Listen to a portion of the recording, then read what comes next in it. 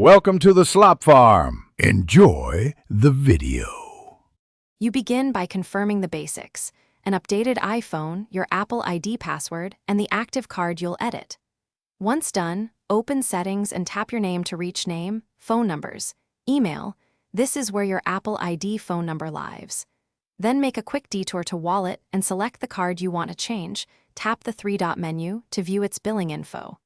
This gets you immediately into the two places Apple Pay reads for phone numbers. Now you take action. In Apple ID Contacts section, tap Edit, update the number, and complete verification by entering the code sent to that number. This ensures Apple services use the new contact.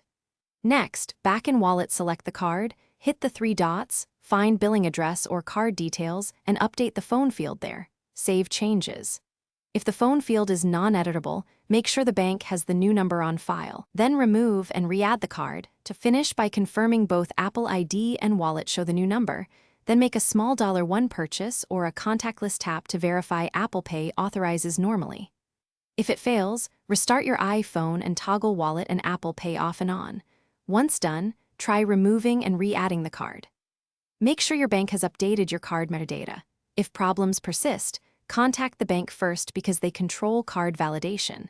If that doesn't fix it, escalate to Apple support as the final troubleshooting step. Thanks for watching. Consider subscribing if we helped you today.